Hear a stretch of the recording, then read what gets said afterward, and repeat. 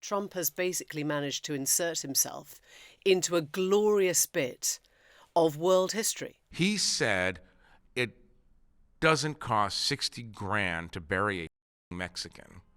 I have witnesses to that statement. Britain is first, and therefore, although we are at a competitive disadvantage to US manufacturers who get all their parts within the US, we're at a competitive advantage to any European car manufacturer now. For Trump, right, this is a real win for him. That he can. The reason he's been so keen to herald it, yeah, okay, he's got some affection for the UK, but the reason he's been banging on about it and tweeting it all day, right, is that he is able and will be able to use this and point to it and say, look, my strategy works. The US and UK have been working for years to try and make a deal, and it never quite got there. Yeah, it did with this prime minister. So I want to just congratulate you. Well, with this president, this prime minister, we've managed to achieve what many people have tried to achieve for many years. Right. And I'm really pleased, and it feels completely historic and on a special 80-year anniversary as well. So, Donald, thank you so much. It's really good to have got this deal over the line. Tribute to both teams, tribute to our countries, and tribute to your leadership. Beautifully timed to coincide with the 80th anniversary of VE Day. This was the moment that Donald Trump and Keir Starmer announced a trade deal between the two countries. It may have more significance politically than it will have economically, but whichever way you look at it, it is a moment that we've been waiting for since Brexit. And it was a love-in between Donald Trump and Keir Starmer, lavishing praise one on the other. But where does it go to? And the devil is always in the detail. And what we know so far is a broad picture, not the detail. Welcome to the Newsagents.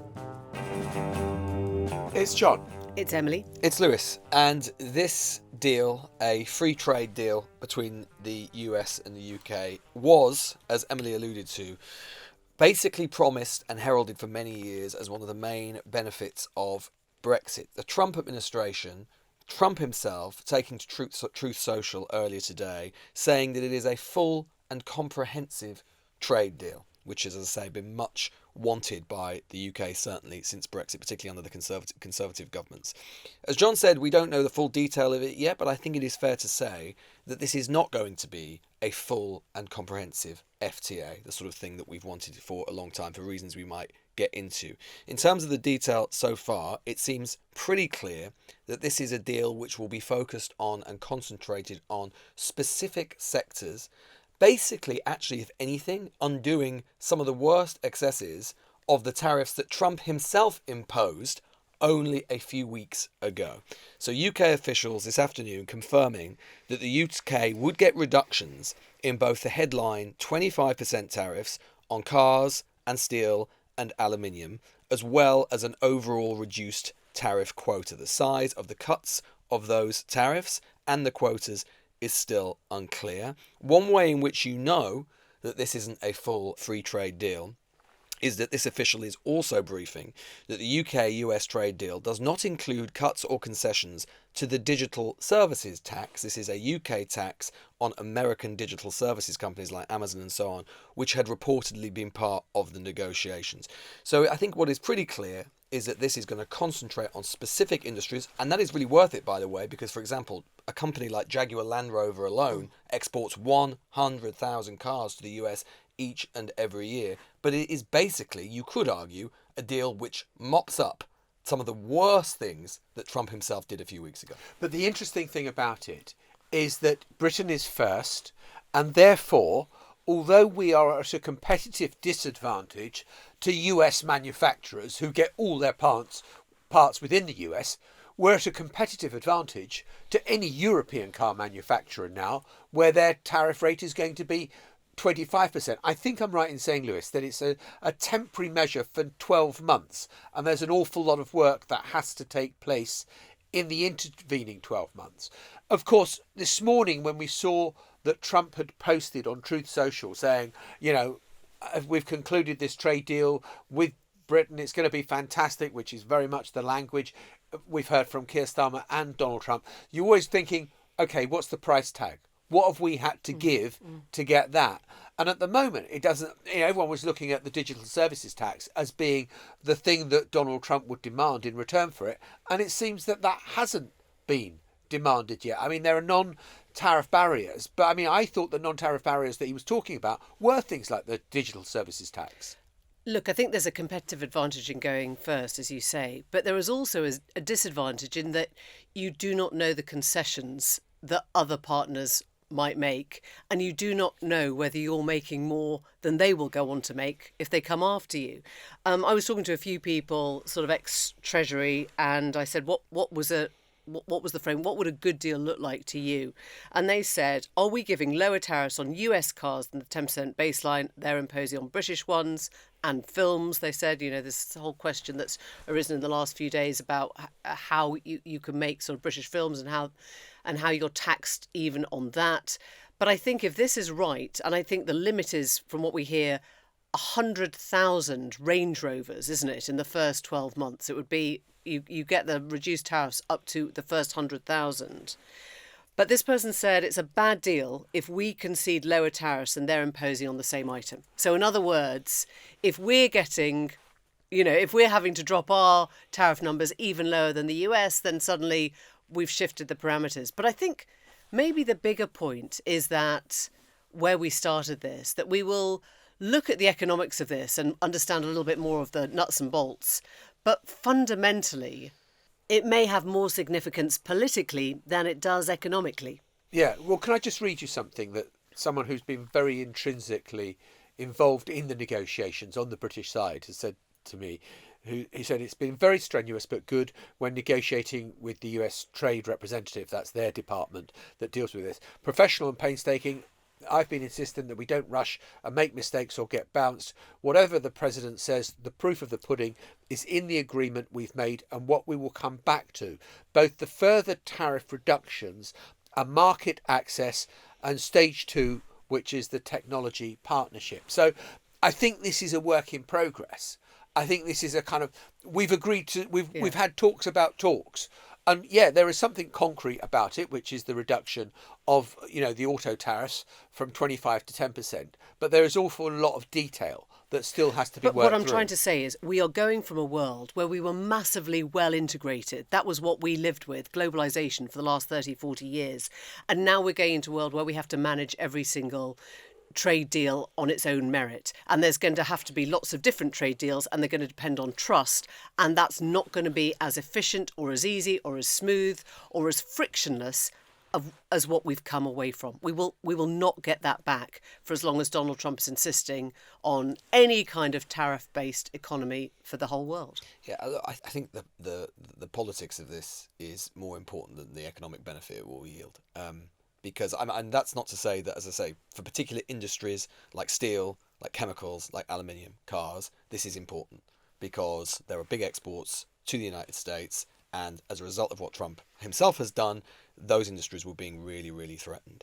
But I thought in some ways, I mean, the hyperbole from both sides, the comparison to VE Day, which I actually think on both sides is pretty bad taste. I mean, to compare or to even draw the comparison of saying that it's really historic to sign this, what is basically a pretty threadbare deal by comparison to what happened in VE Day was, pretty bad taste. But I think for both sides, politically, it offers something in the sense that for Trump, right, this is a real win for him that the reason he's been so keen to herald it, he's got some affection for the UK, but the reason he's been banging on about it and tweeting it all day, right, is that he is able and will be able to use this and point to it and say, look, my strategy works.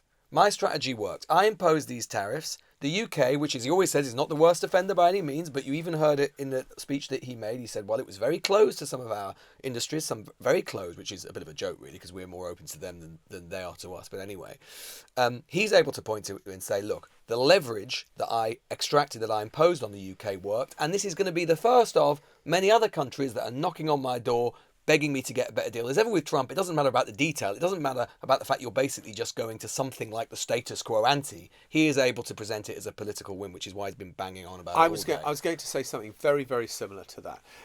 Frame it slightly differently, though, which is that, ever since Brexit, and I was in the States when that happened, I've been arguing that a free trade deal or a trade deal with the UK will be conducted on America's terms. And I have consistently argued that America holds all the cards and Britain doesn't hold any, and that it will be done on America's terms. Actually, in the past month, I've changed my mind on that. Because I think that Donald Trump has done so much damage to his own reputation within America, his plummeting poll numbers, the reaction of the markets, what's happened on the bond markets, the dollar as well, that Donald Trump needed this. Donald Trump needed this almost as much as Keir Starmer did. Because Donald Trump needs to be able to say to the American people, look, my policy is working. Because I think the noise had been getting to the point where it was actually costing Trump support. I also think that the politics of this are really key on VE Day for exactly that reason, that Trump has basically managed to insert himself into a glorious bit of world history. I mean, what he's trying to say is, I stood shoulder to shoulder, we stood shoulder to shoulder with Europe then, I'm standing shoulder to shoulder with Keir Starmer now. I think Trump, he is the ultimate showman, really, not statesman but showman, and he's inserted himself into this day in a way that makes him impossible to ignore. I don't think that's irrelevant, but I also think that the politics of this is important for Starmer, because with everything that's going on back home and with everything that we've been talking about since the local elections and the questions over winter fuel and the questions over disability allowance and the questions over what he's got wrong in those first 8 months, this is something tangible, it's visceral. He can say this is a vindication of all that sort of softly pandering around, the King's letter, sitting by his side. It's working. Now, of course, the economics is the big question. How is it? I think the Bank of England governor was asked today when this, and of course, the Bank of England has just cut in interest rates, which will probably have a much more profound effect. Which they haven't in the, but it will probably have a much more profound effect, that cut of interest rates, than the trade deal will longer term. The Bank of England governor was asked today, how much difference will this make to British people, to their standard of living? And he couldn't really answer that without a very long pause, which I think gives you an indication of why this is basically a political moment, not an economic moment. But it's still really important for Starmer to take that home and say, this is about my vindication and confidence. This also comes a couple of days after doing a deal with India, which was a full and comprehensive free trade agreement, and possibly a kind of new one with the European Union in a couple of weeks' time. I mean, the Indian trade deal will yield us 0.1% by 2040. I mean, the numbers are so vanishingly tiny when you actually break them down. It's kind of hard to grasp what that means. But as I say, I think the best way to understand what happened today is that it is the start of something. And indeed, Peter Mandelson, our ambassador to the US, has himself, it seems that Second World War references are obviously very much in vogue today, echoing in a way Churchill. It's not the end. It's the beginning of the. Oh, really? Yes, exactly right. Mandelson has said that this is the beginning of the end. I think there was probably a fight to get to say that first, wasn't there? Yes, exactly. The beginning of the end. I think it was the Battle of Norway that was used for. Yeah, I think it was Pearl Harbor actually. But anyway, never mind. And he's also, just a little bit of light relief, Trump and Mandelson have had a little interaction as well. Trump's been very nice to Mandelson in the Oval Office today. Just listen to this. To the world who need to benefit from a bigger and better international trading system. Thank you very much. It was beautifully stated. What a beautiful accent, too. I'd like to have that accent. Thank you. My mother would be proud. It's like he's never met an English person before. Isn't that what everyone says to you the moment you go to America? Trump's also said in the wrap-up with Mandelson and others that he was surprised to learn that the UK was a big economy. Oh, it's only part of the G7. Yeah, exactly. Well, while we're getting linguistic, can we just analyse a little bit of what we heard from Trump and Starmer, otherwise known as Prime Minister Starmer and Donald? I mean, Keir Starmer could not stop calling him Donald in that press conference phone call.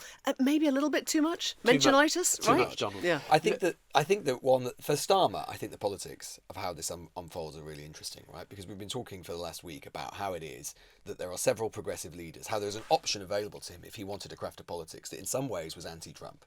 And what has he just done? For all the world to see, he has attached himself once again to Trump.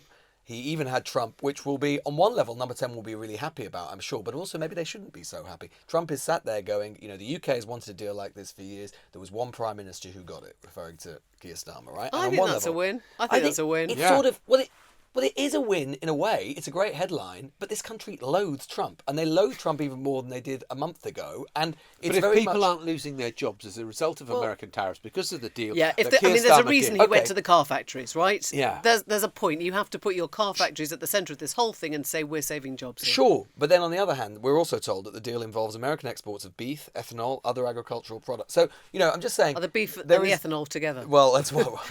Injected. Ethanol injected steak. No, I mean, yeah, exactly. But, there is a world where when the details of this comes up and people will be pouring through, particularly on the agricultural side, if there is anything, which it won't be chlorinated chicken because that's sort of totemic, but if there is anything sort of approaching that, don't be afraid to see backlash. And the Lib Dems in particular who are pushing this anti-Trump message to some effect, but really, sort of coming after Starmer with it. I mean, the weird thing, I suppose there is just one thing, right, which is the weirdness of how history turns out sometimes, right, when you've got Keir Starmer, the arch-Remainer, who is the one sort of desperate to and signing a trade deal with the US, and Kemi Badenoch and other Brexiters having to sort of sit there and try, like their brains are being completely discombobulated, as we saw with the India Free Trade Deal, right? Sort of launching over or falling over themselves, trying to find a way to oppose a free trade deal that, in Badenoch's case, she herself signed off many of the details. We are going to be back after the break with Jeffrey Goldberg. He is the editor-in-chief of The Atlantic magazine, but you'll remember him because he was the one who was put on that group chat with the most senior people in the US administration ahead of the Houthi strikes. And Jeffrey Goldberg was at the Truth Tellers conference yesterday, organised by Tina Brown, on a fascinating panel, which Emily Maitlis was part of, and we will be back talking to him in just a moment. Jeffrey Goldberg, we would like to know how many of your WhatsApp signal chats are now called Houthi PC small group. Were they all changed? Everyone who makes a signal joke thinks they're the first person to make a signal joke. We were going to change our family group chat to Houthi PC small group, and then it turns out that dozens of people let me know that they changed their family chat to Houthi PC small group. So literally, like friends would say, "Oh, we changed our family." So we're late. We're actually late to that. You're late to your own game. Yeah, we're leaving it at our own secret name. We don't. I don't think we've heard from you since Mike Waltz got the push. Was that a surprise to you? It sort of came about 5 o'clock last week. Did you know ahead of time? He told me by mistake. No, I'm joking. Not at all. But he was already on thin ice in the White House before this whole thing happened. But Donald Trump doesn't like when people take attention away for silly things, and he considers this a silly thing and a kind of an own goal. So he was on his way out. Now Donald Trump is saying there was a very strange day where they were announced that he was fired and gone, and then he lived in purgatory for several hours, and they said, "Oh, we're going to move him to the UN." I think they hadn't made a decision. It's a very chaotic because he White told House. you in that Atlantic article that you filmed with him, that you did with him, that he wasn't going to fire anyone. Well, right? Of course, but that's fine. He always says the rule of Donald Trump. My colleague Ashley Parker says this, it's very smart, is that Donald Trump will say whatever he needs to say to get through the next 5 minutes, 10 minutes, 20 minutes, one day. It's just, I'm not going to fire Mike Waltz. And then if he does 20 minutes later, it's like, well, I wasn't lying. I wasn't going to fire him 20 minutes ago. Now I'm going to fire him. I'm just using that as an example, but there's no stability in presentation. Did you feel any sympathy? Yeah, of course. For Mike Waltz? Brilliant for you. It was fantastic for you. No, of course. But I'm not. Horrendous for him. I don't like to see that. My sympathy level went down significantly because in the interim, their tactic was, for some strange reason, to attack me, though I was the completely passive recipient of their chat, which his own staff confirmed was a true chat. Later that day, he calls me the lowest scum of journalism, which is a strange expression. And he calls me a loser. And by the way, I tried to maintain my dignified diplomatic posture through all of the interviews and everything. But I did say, after he called me a loser, I did say, he can call me a loser if he wants, but at least I know how to text. And so my sympathy level went down because he was trying desperately to separate himself from me because Donald Trump was not interested in the signal controversy, as a national security lapse or failure. He wanted to know, was Mike Waltz friends with Jeff Goldberg? Because that would be the fatal problem for Mike Waltz. So Mike Waltz denied knowing me, which is not true. We do know each other. There's photographs of us together. It's sort of silly. And then he called me all these names to show how MAGA he is. You know, I hate the journalists even more than Donald Trump.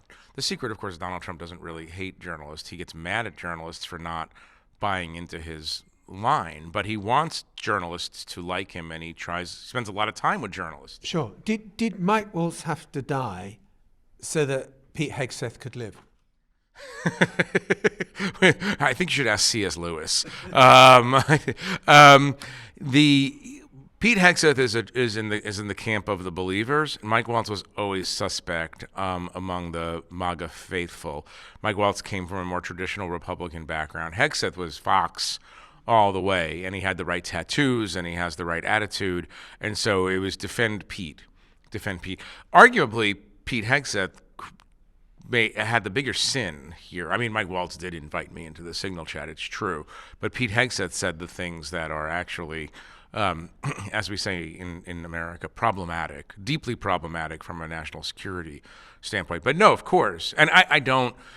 No one knows how long Pete Hegseth is going to last. It's all chaos over there all the time. I mean, it turns out that you can't take a weekend host of Fox and Friends and put him in charge of the world's largest and most complicated organization without some bumps in the road. But maybe you can, right? I mean, maybe you can. That's the lesson that we're learning. Yeah, maybe nothing really matters anymore. Right. But I mean, he you doesn't. can't. Just to the serious point, I guess, Jeffrey, is that Trump clearly doesn't really mind if foreign policy is conducted on a Signal chat, right? He doesn't seem to mind. He doesn't. I mean, obviously, this is a man who kept state secrets in the toilet at Mar-a-Lago. That was a basis for one of the criminal cases against him.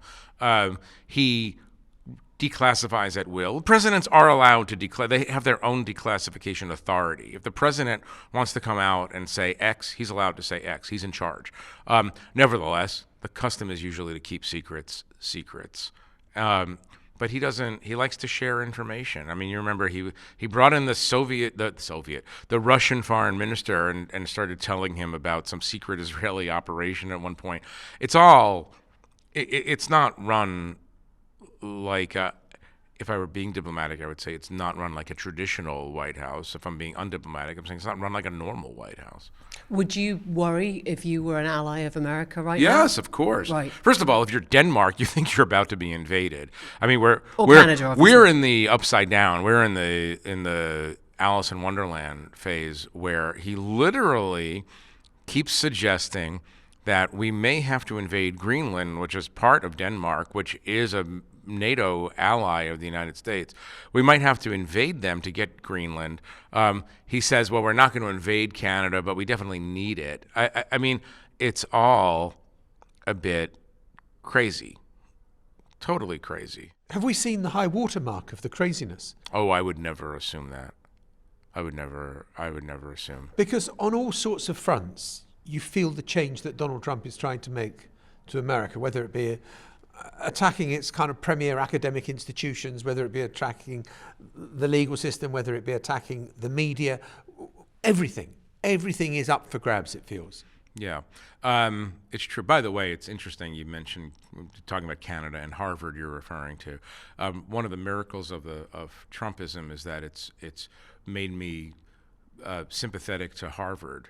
And especially to Canada. Actually, I'm not really that sympathetic to Harvard. Getting me to be sympathetic to Harvard would take a lot more than this. But it's interesting. He's created Canadian nationalism, which is not really a thing that to our louder version of patriotism and nationalism, the Canadians are always very quiet and meek about it. But, he pushed them hard enough. But no, I mean, there's a serious answer to your question, which is what is the rationale? What is the rationale for alienating your closest allies and friends who literally came to your aid after 9/11 and fought and died in Afghanistan. It doesn't make any sense. I want to ask you about the interview in the White House, in the Oval Office with your colleagues. And I only read the transcript. I haven't seen I don't know if there was a video. No, there wasn't a video, which is an interesting, I'll tell you why it's interesting in a minute. But there was a feel of, and I'm going carefully here, a kind of chumminess in the way that you have to ask the questions. Now, we get how journalism works, right? You're not going to piss off the guy who's sitting behind the Oval Office desk. Did you feel during that, hour? Yeah. Like you could, the thing could be shut down at any moment. Did you go in thinking we have to be just the right side of? No. What you need to understand about Donald Trump is that he's a professional wrestler, right? His understanding of the way his understanding of himself in the world is that of a professional wrestler. When the camera is on, he's fighting Donald Trump, right? There are no cameras on in the Oval Office. When you meet Donald Trump and there's no cameras, it's, hi, how are you? Oh, thanks for coming in. Nice to see you. Did you get something to drink? It's smaller than life, and it's very disconcerting and discombobulating because you're expecting, the golden blonde wrestler who's going to attack you. People said, when he went on public and said Jeff Goldberg is coming in and he attacked me hours before the interview, they said, oh, this is going to be quite a throwdown. And I said, no, I don't think so. I think he just wants to reset our relations and have a nice chat. Look, we asked him, it's interesting because when you watch the TV interviews meant to be televised, they're instantly combative. But at one point I said to him, I'll give you a great example. I said, I don't understand why you're so bent on revenge and retribution. You've won the presidency twice. And he says, 3 times. And I said, that's exactly my point. You can stop saying you won 3 times.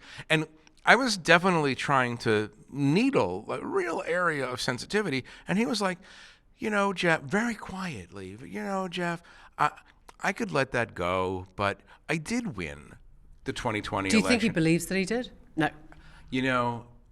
I once asked Yasser Arafat, do you believe in a 2-state solution? Yes, why not? The next day I asked him, or 2 days later, I said, do you believe that you should have a 1-state solution to the Palestine-Israel conflict? And he says, yes. And both times he was probably telling the truth in a kind of way. I think Donald Trump might believe that he won. But the thing about the Donald Trump presidency is it's made for television. Everything is televised. The Zelensky meeting, all of it. Right. Do you think you got a better interview with Donald Trump for it not being televised? I got another side of him. But remember, I'm not sure that there's an actual Donald Trump. I don't know if there's a real, what is the core? I think there's Donald Trump with the lights on and Donald Trump with the cameras on and Donald Trump with the cameras off. I think there's whatever Donald Trump is working in that moment for him is the Donald Trump that you see. I don't know if there's a baseline Donald Trump. I mean, I'm not a psychoanalyst. I don't even play one on TV. So I can't explain this feeling, but I feel like there's just someone who is trying to get through the next phase and is trying to get as much attention as possible. And he's charming. I mean, he will charm you. He has a lot of charisma, and he'll use whatever weapon he has to get the attention that he needs. You wrote a story about Donald Trump, about him offering to pay for the funeral of a serviceman. Yeah. A young woman who was murdered on an army base, yeah. Right. And Donald, just pick up the story because of what it says about Donald Trump. Yeah, no. So he had the family come in, and it was quite touching. Young, poor, economically, stressed Mexican American family. They came in. He said, "Who's paying for the funeral?" And they said, "Well, we don't know." And he said, "I'll pay for the funeral," as in kind of, "I'm the big man. I'll take care of the funeral." Weeks later, he asks his staff, did they ever have that funeral for that soldier? And they said, yes. He had not. It's a very confusing timeline. I'm trying to contract it down to its essence. But he said, how much does it cost? He was sort of waiting for a bill. And the person, the staff member, said, "Oh, it was cost $60,000," and he said, "I'm about to curse now, all of That's you fine. No, it's a podcast. sensitive news agent listeners out there." He said it doesn't cost 60 grand to bury a Mexican. I have witnesses to that statement. It's a shocking, even at his standards, it's a pretty shocking thing to say.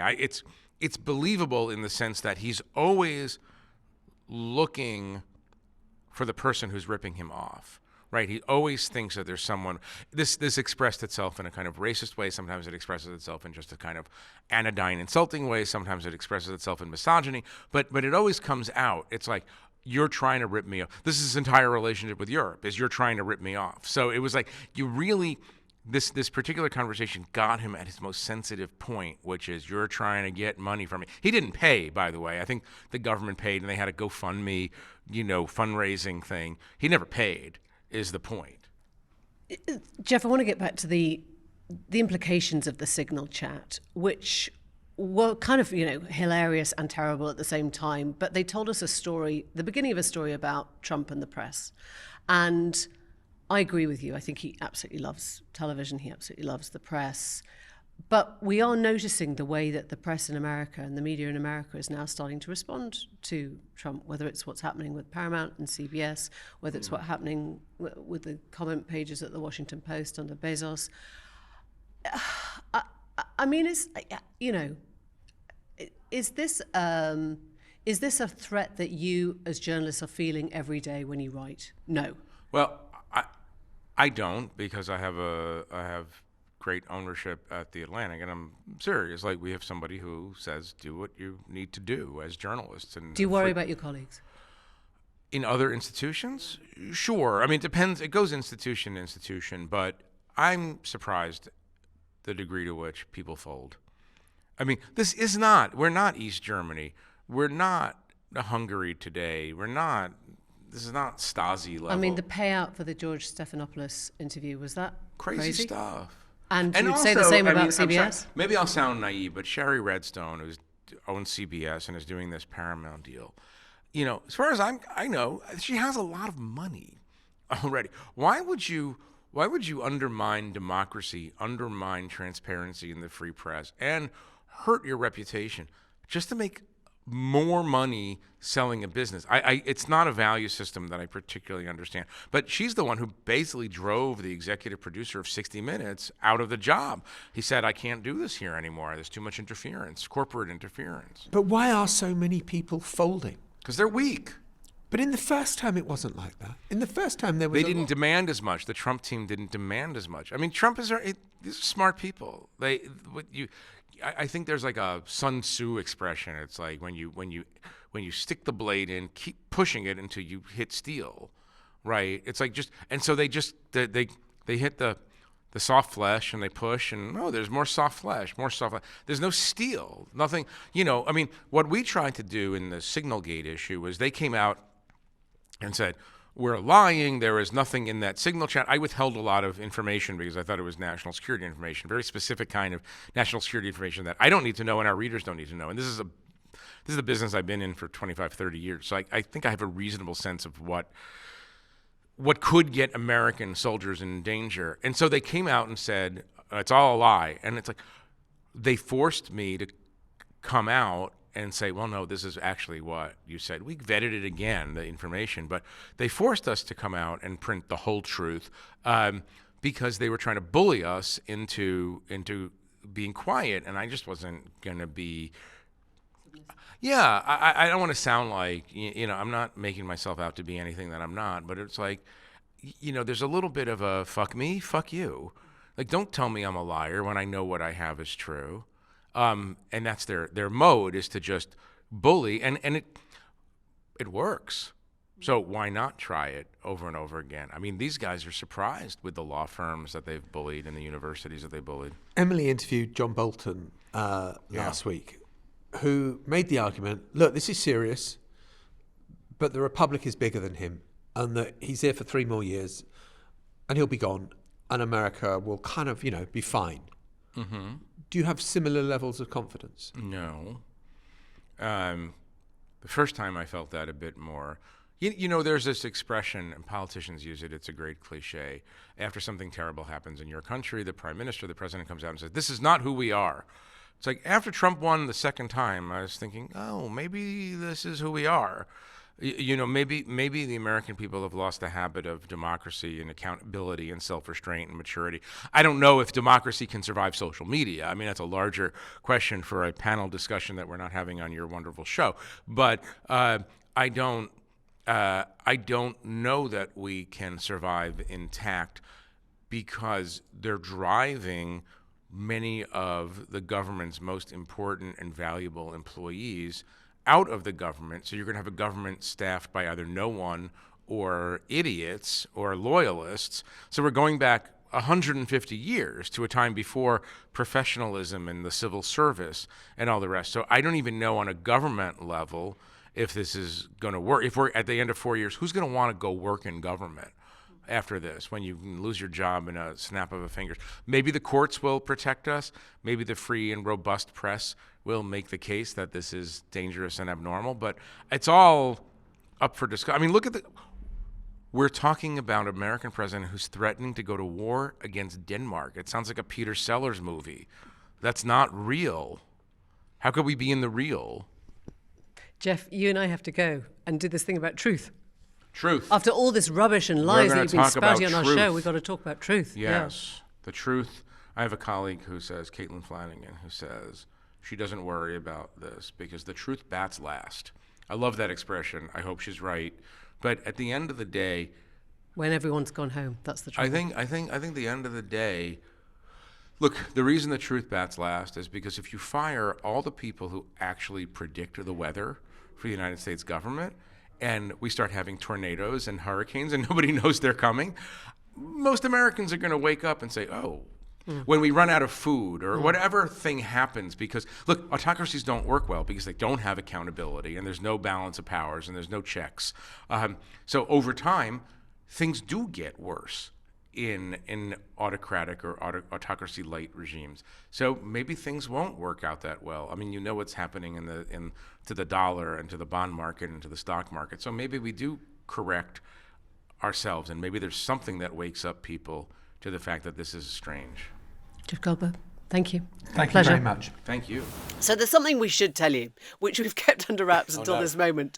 But it had, for a while, the vague feeling of an episode of The Thick of It. We were waiting to record this episode, waiting for the press conference to start in Washington, and indeed for Keir Starmer to arrive at his Coventry factory of Jaguar Land Rover. But yeah, the journalists were literally sent to a car plant in Coventry. Problem was, Keir Starmer was at the Jaguar Land Rover plant in Solihull. So a whole bunch of pissed off Westminster journalists complaining about their taxi fares and their train tickets. Having to get in taxis to go from Coventry to Solihull. Because you cannot make a speech until the cameras are rolling. That's the point, isn't it? Yes. In today's world, there's no point having something to say if nobody's filming you. I think the Downing Street Communications shop will have a few questions to answer. We'll see you tomorrow. Bye-bye. Bye for now. The Newsagents. This is a Global Player original podcast.